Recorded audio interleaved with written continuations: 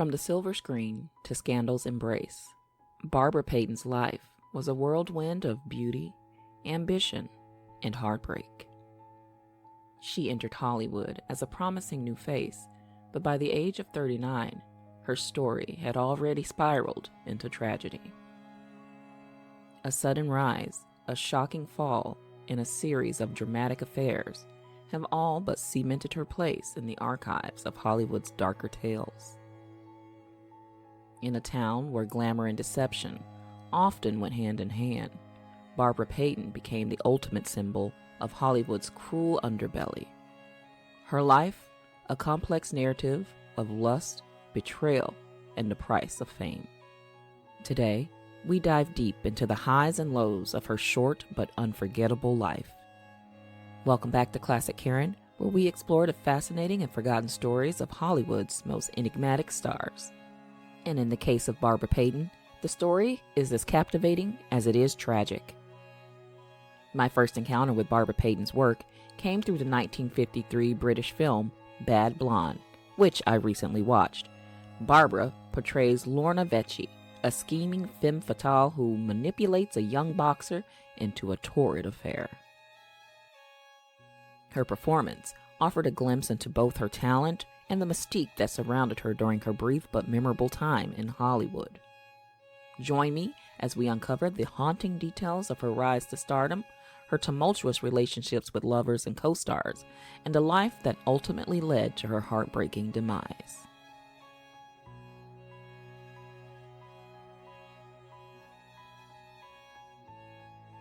Barbara Payton's life story is a tragic yet compelling narrative highlighting both the fragility and cruelty of fame in mid-20th century Hollywood. Her rise to stardom was swift, but it was her interpersonal demons, ranging from destructive relationships to substance abuse, that ultimately derailed her promising career. Her life and legacy stand as a cautionary tale about the price of stardom and the toll it can take on those who are caught up in its bright and unforgiving spotlight.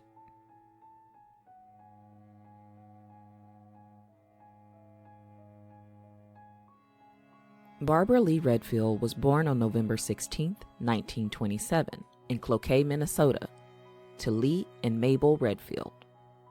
Raised in a modest household, she had two siblings, a brother and a sister. Her family moved to Odessa, Texas, when she was in her teens, a shift that brought with it a new social environment and an opportunity to pursue her ambitions. It was during her adolescence that Barbara's striking beauty began to turn heads, and by 15, she had eloped with William Hodge, an older man who would become her first husband. Their marriage was brief, ending shortly after they tied the knot, but it marked the beginning of Barbara's pattern of hasty, often ill-fated relationships. As a young woman, eager to escape the confines of small-town life, Barbara moved to Los Angeles in the late 1940s. The city of dreams, with its vast opportunities and allure, was where Barbara would try to reinvent herself. Her beauty caught the eye of agents and photographers, and soon she found work as a model. However, Barbara's ultimate ambition was to become a Hollywood actress, a dream she would soon pursue with fervor.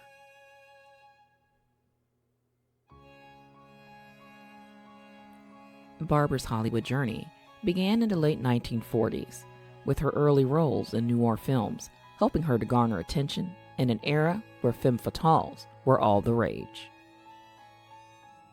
In 1949, she appeared in the crime drama Trapped, a film that featured Barbara alongside Lloyd Bridges.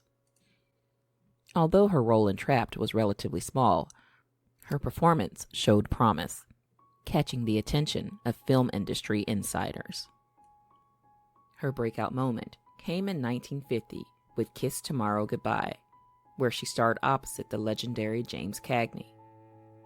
In the film, Barbara played Holiday Carlton, a femme fatale who had a complex, nuanced role in a story about crime, betrayal, and moral ambiguity. Critics would note her ability to hold her own against Cagney's commanding presence, praising her as a bright new talent with a magnetic screen presence. The role in Kiss Tomorrow Goodbye was pivotal in establishing her as a rising star in the film industry. Barbara's career continued to gain momentum throughout the early 1950s. She appeared in a variety of films, such as The Western Dallas, 1950, starring Gary Cooper, and Only the Valiant, 1951, a military drama with Gregory Peck. These films allowed Barbara to showcase her versatility, moving from romantic dramas to action-heavy roles with ease. However, by the mid-1950s, Barbara's career began to stagnate.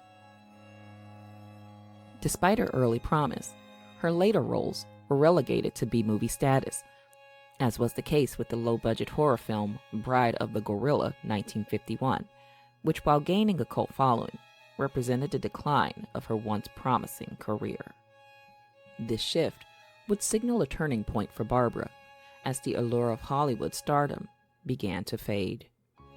Her final significant role came in 1955 with Murder Is My Beat, a film noir that went largely unnoticed by audiences and critics alike. The film was yet another example of how Barbara's career trajectory had spiraled downward, despite her potential. It would appear that Hollywood at the time was a ruthless machine that chewed up and spit out young stars, especially those like Barbara, who found themselves caught in personal turmoil.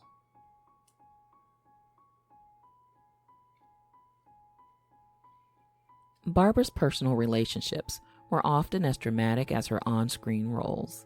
She was linked to several high-profile figures in Hollywood, including Bob Hope, who reportedly helped her secure acting opportunities. However, their rumored affair was shrouded in secrecy and power dynamics typical of 1950s Hollywood. In addition to Bob Hope, Howard Hughes, known for his romantic entanglements with starlets, was also rumored to have been involved with Barbara, though the details remain speculative.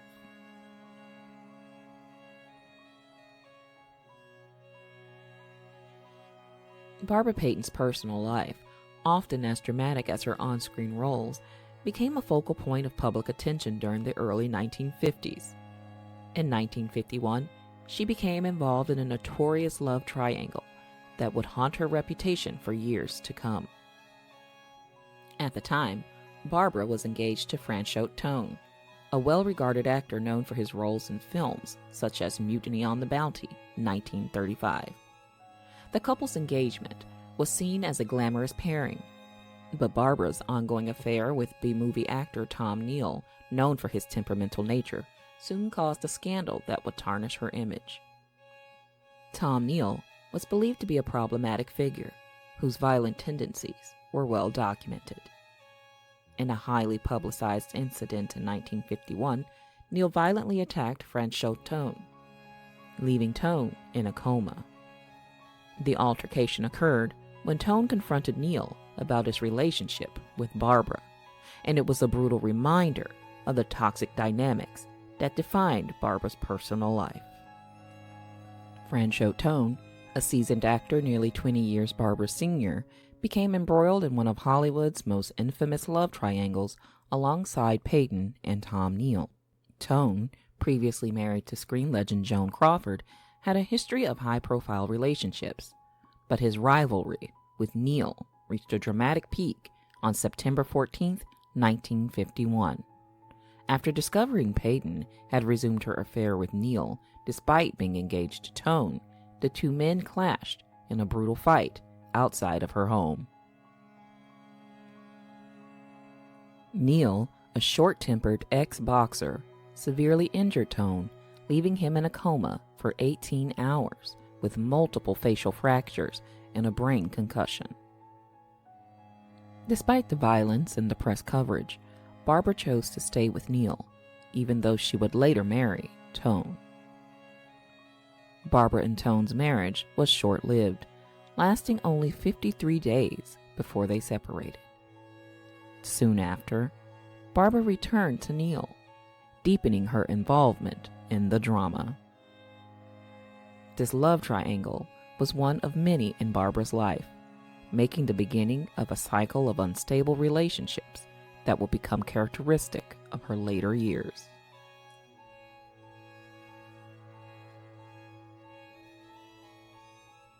As Barbara's personal life descended into chaos, her career faltered.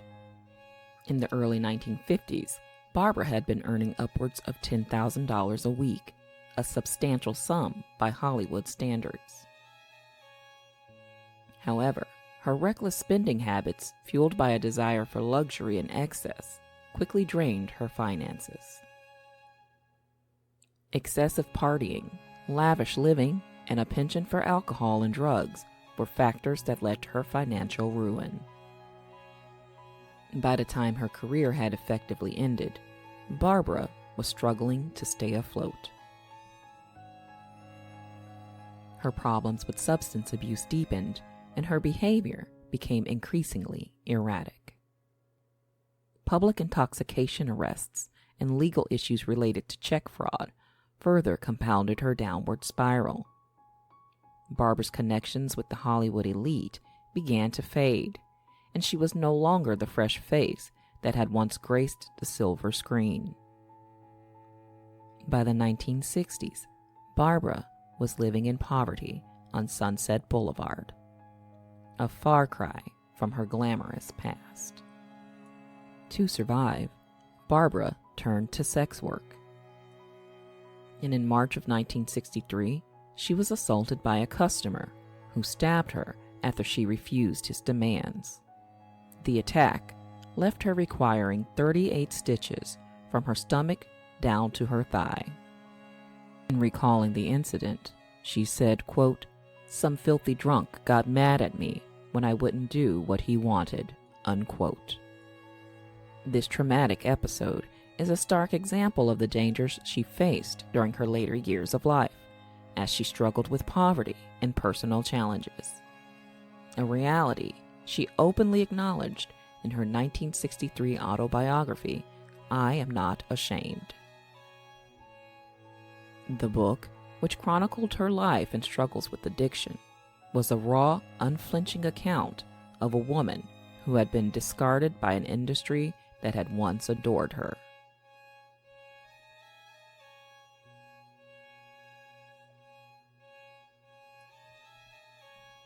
Barbara Payton's 1963 memoir, I Am Not Ashamed, was an attempt to regain control of her life and narrative, offering a candid account of her life in Hollywood and the darker undercurrents of the industry. The book was not only a confession of her mistakes, but also an attempt at redemption. In it, she recounted her relationships, struggles with substance abuse, and her experience as a woman in a male-dominated industry. The memoir reflected Barbara's awareness of her own failings, but also her resilience. Writing openly about the exploitation she experienced in Hollywood, she acknowledged how the industry took advantage of young women like her, promising stardom, but offering very little in return.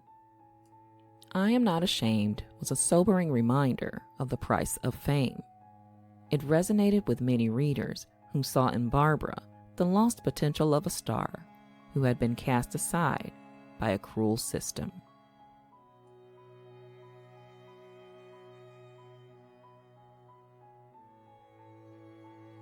Barbara Payton's life ended tragically on May 8, 1967, at the age of 39. The cause of death was a combination of alcohol abuse, hepatitis, and heart failure. Her passing marked the end of a life filled with unrealized potential and unheeded warnings.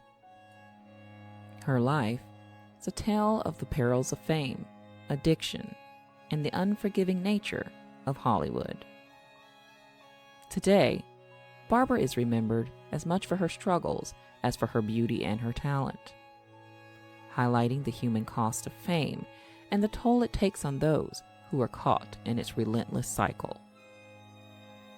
While her career never reached the heights that many predicted, her story provides needed insight into the fragility of fame in an industry that often values appearance over substance. And while her story is filled with scandal and sorrow, it also offers a glimpse of the humanity behind the headlines. The ambition, the struggles, and the resilience of a woman who, despite everything, refused to be ashamed of her journey. Thank you all so much for joining me for a look into the life of Barbara Payton. If you enjoyed this video, don't forget to like and subscribe. And what are your thoughts on Barbara Payton's legacy? Let me know in the comments below. I'd love to hear your thoughts. And until next time, keep it classic, my friends.